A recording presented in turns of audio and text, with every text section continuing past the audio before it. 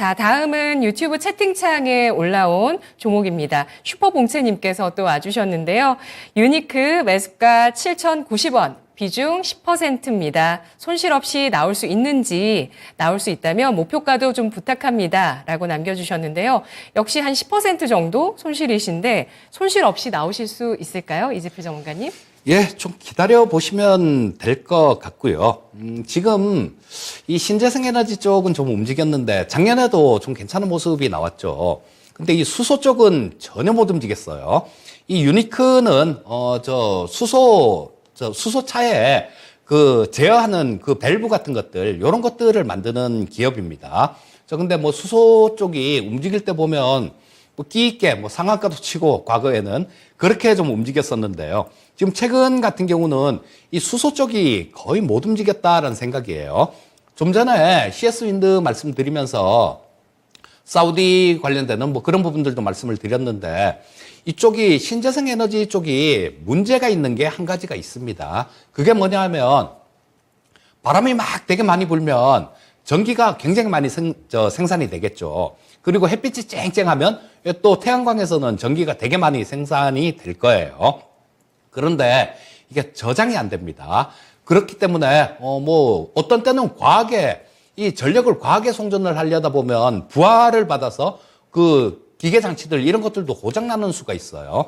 그래서 이런 부분들을 가장 잘 이용할 수 있는 게 수소 쪽입니다. 지금 수소차 이렇게 생각하실 수 있는데요. 우리나라 같은 경우도 뭐 상용차 쪽으로는 상용차나 버스 같은 것들 이런 대형차 쪽으로는 이 수소차를 많이 육성을 하려고 하고 있어요. 그런데 단순하게 수소차라는 거 그 정도로 생각해서는 안 되고요. 수소 경제로 생각하셔야 됩니다. 뭐 이런 부분들은 뭐 수소 발전소도 있을 수 있고요. 수전의 장치도 있을 수 있고 그리고 또 나중에는 결국은 배도 친환경 선박은 이 수소 선박이 될 겁니다. 그래서 이런 부분들이 커나갈 부분들이 굉장히 많아요. 자, 그래서 그 남는 신재생 에너지 쪽하고 관련되는 부분은 그 남는 전기 있잖아요. 그런 걸로 물을 분해해서 수소를 만드는 겁니다. 그래서 저장을 하고 나중에 필요할 때 그 연료전지, 스택이라는 연료전지 이런 걸로 전기를 만들어서 쓰는 그런 형태로 가게 될 거예요.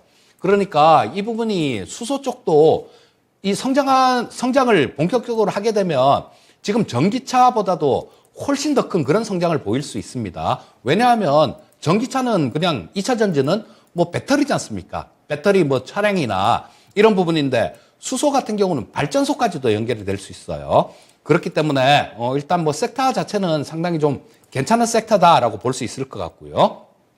주가가 되게 많이 빠진 탓으로 지금 좀 과거보다는 많이 싼 구간입니다. 시가총액이 1,200억 정도가 되는데요. 이 유니크 같은 경우는 계속해서 매출이 조금씩 이렇게 늘어나고 있는 모습을 보여주고 있죠.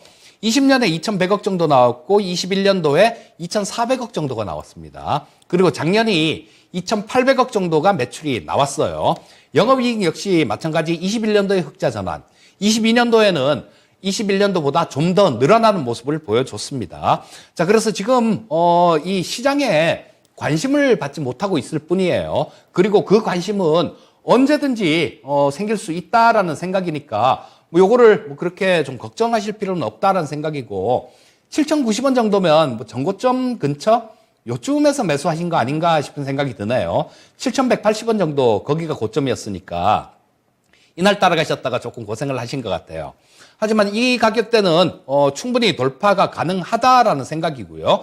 일단 뭐 그 가격이 돌파가 되면 8,000원 정도 근처 그 정도까지도 볼 수 있다라는 생각이니까 보유 의견 말씀드리겠고요. 8,000원 정도 근처에서는 일단 정리하는 전략 말씀드리겠습니다. 네. 유니크 수소경제 확대 속에서 또 모멘텀을 받을 수 있는 분야라고 보고 있습니다. 종목으로 보고 있고 8,000원까지 보유하자는 전략이었습니다.